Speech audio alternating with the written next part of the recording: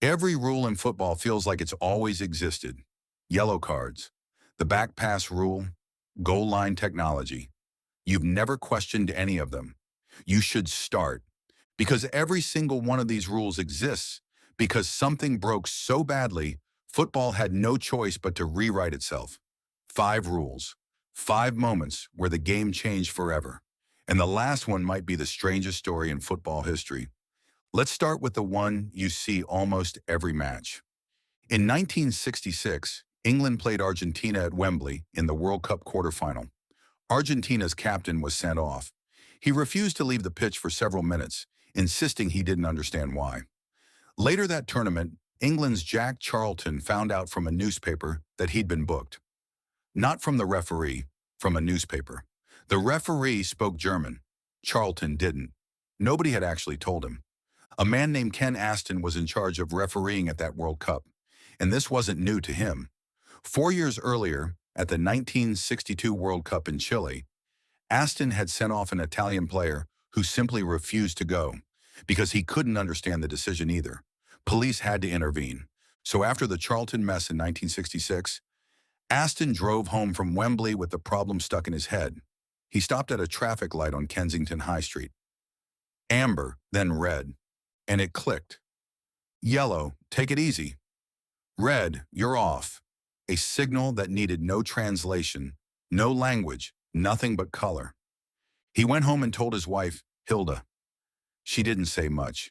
She just left the room, found some construction paper, and came back a few minutes later with 2 small cards cut to fit inside a shirt pocket. One yellow, one red. Those cards were trialed at the 1970 World Cup in Mexico. They've been in every referee's pocket since. A blown call, a language barrier, and a traffic light. That's genuinely where yellow and red cards come from. Here's the second one, and this one comes from pure boredom. The 1990 World Cup in Italy is still remembered as one of the dullest tournaments ever played. Just over 2 goals a game on average, one of the lowest scoring rates in the competition's history. Teams figured out the simplest way to protect a lead.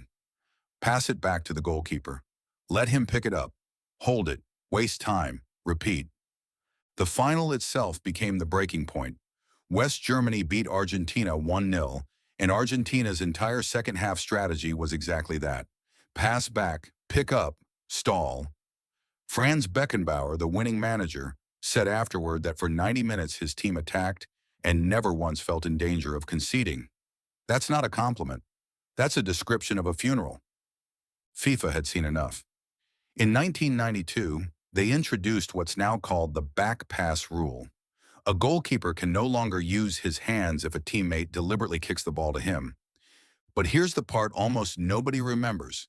The rule came into effect right before the European Championship that same year, and Denmark, who'd only qualified for that tournament because Yugoslavia was thrown out due to war, went on to win the entire thing. Their goalkeeper was Peter Schmeichel, and even with the new rule looming, Denmark spent that tournament perfecting a version of the exact same trick, passing the ball around at the back, forcing opponents to commit, then finding an escape route just within the rules. The rule that was designed to kill defensive time wasting was being outthought in the very tournament that introduced it. Now here's a story that isn't about a rule being created. It's about a rule that had to be invented because a machine still couldn't be trusted to see what everyone else could. 2010 World Cup, England versus Germany. Frank Lampard hits a shot from just outside the box. It cannons off the crossbar, crosses the goal line by roughly 2 feet, and spins back out into play. Nobody in that stadium doubted what they'd just seen. The players started celebrating. The commentators nearly lost their voices. And then the referee waved play on. No goal. Replays showed it immediately. The ball was clearly, unmistakably over the line. England, already down 2-1, needed that goal to level the match. Instead, Germany went on to win 4-1. FIFA's president at the time, Sepp Blatter, had spent years publicly opposing the idea of goal line technology, insisting the human element of officiating was part of football's charm. He watched Lampard's disallowed goal and changed his mind almost overnight. Within 2 years, goal line technology was approved. By the next World Cup in 2014, it was standard. One shot, over the line by 2 feet, ignored by two officials standing right there. That's the entire reason cameras now track every goal line moment in the modern game. Here's one that sounds almost impossible today. For the first 80 years of organized football, there were no substitutes, none. If a player got injured 5 minutes into a match, his team simply played the rest of the game a man down. Broken ankle, concussion, didn't matter. 10 men, sometimes fewer, for the remaining 85 minutes. Think about that. Decades of football, including full World Cups, played under that rule. The first small crack came in 1954 when a substitution was allowed in a qualifying match, but only for genuine injury. Even by the 1966 World Cup in England, the rule was barely any looser. Coaches still couldn't freely swap players for tactical reasons. They were stuck with whoever survived the 90 minutes. It wasn't until the 1970 World Cup in Mexico that FIFA finally allowed real substitutions, 2 per team, for any reason at all, injury or tactics. A Soviet player named Anatoly Pusak became the first substitute ever used at a World Cup finals, coming on in the tournament's opening match. 80 years of football, and the idea of simply swapping a tired player for a fresh one was considered too radical to allow. Last one, and this might be the strangest story on this entire list because it starts with the rule we just talked about. 2 years before FIFA finally allowed substitutions, at the 1968 European Championship, hosts Italy played the Soviet Union in the semifinal. 0-0 after 90 minutes, still 0-0 after extra time. And since substitutions barely existed yet, when Italy's playmaker Yanni Rivera went down injured early in the match, Italy simply played the rest of the game without him.